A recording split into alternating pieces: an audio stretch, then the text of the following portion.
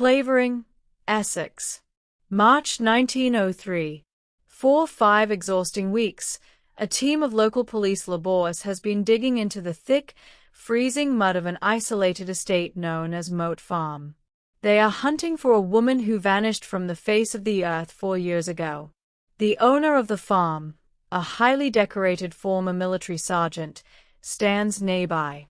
He is completely calm, casually smoking a pipe, and gently mocking the sweating investigators. Suddenly, beneath a thick layer of heavy clay and decomposing timber, a spade strikes a buried boot. The digging stops instantly. As the mud is carefully brushed away, the investigators do not just find human remains. They uncover a perfectly preserved Victorian dress, a small wire hairpin, and a skull pierced by a single, clinical bullet wound. At that exact moment, the smiling composure of the decorated soldier shatters into absolute terror. For 4 years, he lived a lavish life of luxury using a missing heiress's massive fortune. He assumed that without a body, the state could never touch him. But he did not realize that his downfall would not just come from the mud of the farm. It would come from the tip of his own ink pen, analyzed by a revolutionary new science that could read a killer's soul through his handwriting. If you are fascinated by global historical true crime told through an investigative and analytical lens, please take a brief moment to subscribe to Enter the Crime and activate notifications for our deep dive documentaries.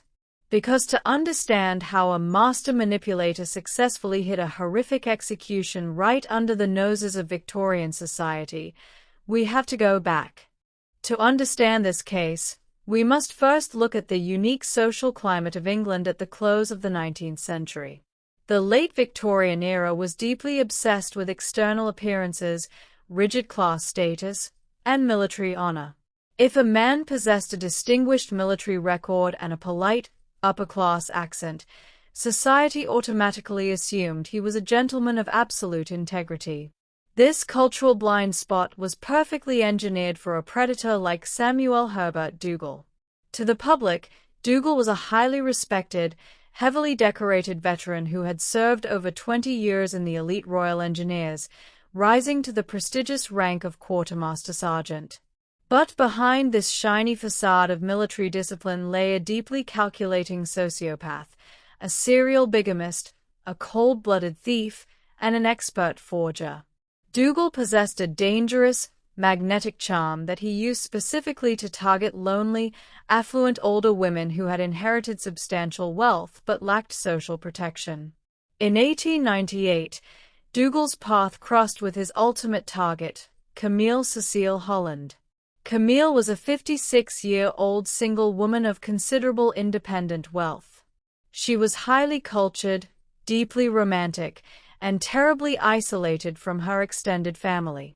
When the charismatic, attentive Samuel Dougal began to aggressively court her, she believed she had finally found the devoted love nest she had dreamed of all her life. In early 1899, Dougal easily persuaded Camille to use her private capital to purchase Coldham's Farm, a highly isolated, deeply remote property in the rural countryside of Essex. They quickly renamed it the Moat Farm. Camille truly believed they were moving into their private paradise as a happy, newly married couple. But as they packed their bags to move into the remote countryside, minor contradictions began to surface. Local shopkeepers noticed that while Camille treated Dougal with absolute devotion, Dougal viewed her property and her bank books with a cold, predatory intensity. Something here was profoundly off. On April 22, 1899, the couple officially moved into the isolated house. It was a date after which everything changed forever. The critical window began just 3 weeks after their arrival at Moat Farm.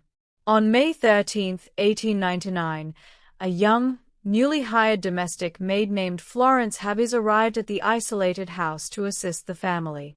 She had barely stepped inside the building when she realized she was trapped in an incredibly dangerous environment. Samuel Dougal was not interested in a quiet, rural retirement with Camille. On May 14th, He cornered the young maid in the kitchen, making highly inappropriate, aggressive physical advances.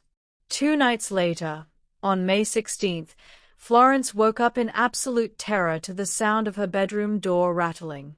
Dougal was violently attempting to force his way inside her room. Florence bravely held the door shut with her own weight and screamed loudly for help. Camille Holland rushed up the stairs, interrupting the assault and sending a furious Dougal back to his bedroom.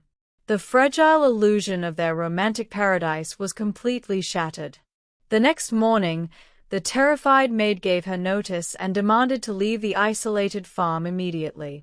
Camille, deeply humiliated and realizing she had been completely deceived by a predator, ordered a horse and carriage to take them both into town. On the evening of May 19, 1899, Samuel Dougal quietly accompanied Camille Holland into the horse cart to drive her to the nearby train station. The sun was setting over the flat, lonely Essex fields. Local farm labourers witnessed the cart driving away from the house, with Camille sitting straight, looking cold and deeply distressed. That evening, Samuel Dougal returned to Moat Farm completely alone. When the servants asked where the mistress of the house had gone, Dougal calmly explained that Camille had suddenly decided to go on an extended holiday to London and would be gone for a very long time. He acted with absolute cool indifference. He immediately moved his actual wife, Sarah, along with a succession of young mistresses, directly into Camille's house. And that's when the real nightmare began. For 4 long years, the local police theory was completely non-existent. In late Victorian England, if an independent, wealthy adult woman chose to leave her home and go missing without contacting her family, it was considered a private matter, not a police emergency. Dougal thought he had executed the perfect crime. He systematically began to ransack Camille's massive fortune. Every single month, high-value checks, stock transfers, and letters arrived at London brokerage firms, all bearing the elegant, flowing signature of Camille Cecile Holland. Detectives thought they had a simple missing person case on their hands. They didn't. The entire house of cards began to collapse in March 1903 due to an unexpected legal dispute over a completely unrelated matter. A local servant girl filed a formal court order against Dougal for child support. This sudden, public legal scrutiny caused local bank managers to look closely at the massive, continuous financial drains on Camille Holland's bank accounts. When a senior bank inspector compared the signatures on the recent checks to Camille's original bank ledger from 4 years prior, his blood ran cold. The handwriting looked remarkably similar, but the microscopic pressure points, the ink flow, and the subtle angle of the letters were entirely unnatural. The bank immediately contacted Scotland Yard, and Samuel Dougal was arrested at the Bank of England while aggressively trying to cash a massive, forged check. The evidence seemed completely conclusive for forgery, until someone examined the physical limitations of the law. Under the legal system of the time, a suspect could not be tried for the murder of a missing person unless the state could conclusively prove a crime had occurred by producing a physical body. Dougal knew this loophole inside out. He sat in his prison cell, completely silent and smiling, knowing that police had absolutely no idea where Camille was. At this stage of the investigation, who would you suspect? Do you think Dougal's history as a military engineer would help him hide a body where no one could ever find it? Let us know your thoughts in the comments below. The Home Office deployed a massive team of detectives to Moat Farm. They tore down the floorboards, emptied the deep wells, and drained the massive water moat surrounding the property. They found absolutely nothing. The media began to mock the police, and public pressure grew to release Dougal due to a complete lack of evidence. The breakthrough came when a senior detective received a secret, intercepted letter from a retired soldier who had served with Dougal years ago in the Royal Engineers. The letter contained a critical insight. Dougal's training as a military sapper makes him an absolute expert with a pick and shovel. He won't dig where it's obvious. Check the drainage ditches he dug himself. And now, the entire case would be decided in a single, muddy trench at the edge of the property. To look clearly at Samuel Dougal is to witness the chilling pathology of an absolute narcissist. Based strictly on documented court records and his own subsequent confessions, Dougal did not view his crimes as evil. He viewed them as a highly sophisticated game of chess. As a trained military engineer, he approached the concealment of a human life with the exact same cold, mathematical precision he used to design fortifications. But while investigators analyzed his patterns, a hidden piece of evidence was about to surface that completely reframes how we look at this historical tragedy. We often look back at the Victorian era and wonder how an entire community could be so easily blinded by a man simply because he wore a shiny uniform. But if we look closely into the murky waters of Moat Farm, we are staring directly into a mirror of our modern world. Samuel Dougal was an early architect of what we now classify as romance scams and coercive control. He didn't just steal Camille's life, he stole her identity, utilizing her social isolation to live a lie on paper. Today, modern predators no longer need a physical farm with a water moat to isolate a victim. They do it through digital tracking apps, curated social media feeds, and artificial trust built behind smartphone screens. They rely on the exact same psychological blind spot. We are conditioned to trust a highly polished profile. Yet, the very science that trapped Dougal has evolved to protect us in the exact same way. The 19th century graphologists proved that while a killer can copy a name, they cannot hide the unique, involuntary neurological impulses of their own brain on paper. Today, that identical concept forms the backbone of global cybersecurity. Through a cutting-edge biometric science known as keystroke dynamics, advanced security systems can analyze the microscopic rhythm, speed, and pressure of how you type on your keyboard or phone. If an identity thief or scammer compromises your account and attempts to text your bank or your loved ones, the behavioral AI instantly recognizes that the typing rhythm does not match your brain's unique digital signature. Dougal thought he was merely fighting local police. In reality, he was fighting the very first boundary of forensic data tracking, a boundary that proves no matter how perfectly you forge a profile, your behavior will always leave a footprint. The trial of Samuel Herbert Dougal concluded in June 1903 at the Chelmsford Assizes. The combination of the freshly discovered physical body, the bullet matching Dougal's private revolver, and the overwhelming forensic handwriting evidence left the jury with absolutely no doubt. They found him guilty of willful murder after only a few minutes of deliberation. On July 8, 1903, Samuel Dougal was led to the gallows at Chelmsford Prison. In his absolute final seconds on earth, as the black hood was placed over his head, the prison chaplain leaned in and desperately begged him to clear his conscience. Dougal finally whimpered a single word: guilty. Then the trapdoor dropped. The legacy of the Moat Farm murder fundamentally revolutionized the fields of criminal investigation and banking security across the globe.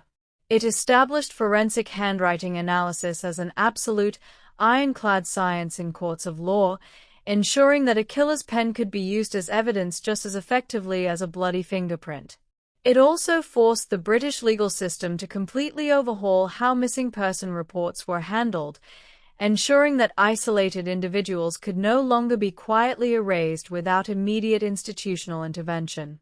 The Moat Farm still stands today, its quiet waters hiding the dark memory of a brilliant woman who sought love, but found a predator.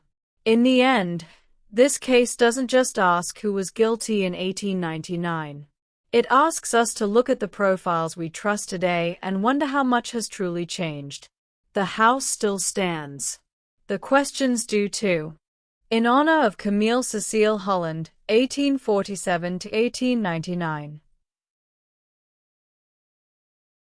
History frequently fixes its gaze on the names of monsters, obsessing over their cunning, their trials, and their execution. But today, we break that cycle. We turn our backs on the shadow of the man who deceived her, and we step into the light to honor the true heart of this story. Today, we remember, celebrate, and vindicate Camille Holland. Camille was never a passive character in a criminal ledger. She was a vibrant, deeply intelligent, and independent woman of the Victorian era. In a time when society heavily pressured women to rely entirely on men for status and security, Camille carved out her own path. She was highly educated, deeply passionate about literature, and possessed a sharp, independent mind that managed her own family inheritance with meticulous care. She was a woman of elegant words, deep religious faith, and boundless generosity. Her tragedy was never a lack of intellect or wisdom, it was the abundance of her capacity to love. Camille simply desired what every human being deserves: a genuine partnership, a shared life of peace, and a quiet sanctuary in the English countryside to live out her days. For over a century, victims of romance fraud, coercive control, and emotional manipulation have been unfairly cloaked in a shadow of shame. History has too often whispered cruel questions. How could she be so blind? Why did she trust him? Today, we silence those whispers. Camille's story stands as a vital reminder that being targeted by a calculated, psychopathic predator is never a reflection of the victim's intelligence. It is entirely a reflection of the perpetrator's malice. Camille did not fail. She was systematically isolated, psychologically worn down, and profoundly betrayed by a man who weaponized her finest human qualities, her kindness, her empathy, and her hope for a bright future, and turned them into a trap. The shame belongs solely to the shadow that crossed her path, never to Camille. Samuel Dougal believed that by burying Camille in a lonely, forgotten ditch, he had erased her from the earth. He believed that by mimicking her handwriting, he could steal her voice and live out a lie forever. But he fundamentally underestimated the power of the woman he wronged. Camille Holland would not vanish into obscurity. Though her life was brutally cut short at the age of 56, her presence could not be suppressed. Her true hand, captured in the beautiful, flowing letters she had written throughout her life, became the ultimate weapon of her justice. From beyond the grave, her handwriting stood as a silent, unyielding witness. It spoke louder than any courtroom testimony, exposing her killer and signing his death warrant. Camille's legacy does not end in a Victorian graveyard. Her story echoes loudly today as a powerful beacon of awareness for millions of men and women worldwide who still fall victim to digital romance scams and emotional predators. By honoring Camille, we honor every survivor who has ever felt isolated by deceit. We break the stigma of silence, reminding the world that seeking love and companionship is a beautiful human trait, and those who exploit it will always be brought to light. Rest in peace, Camille. Your name is remembered today not for the tragedy of how you died, but for the profound dignity, grace, and intelligence with which you lived. You are seen, you are vindicated, and you are never forgotten.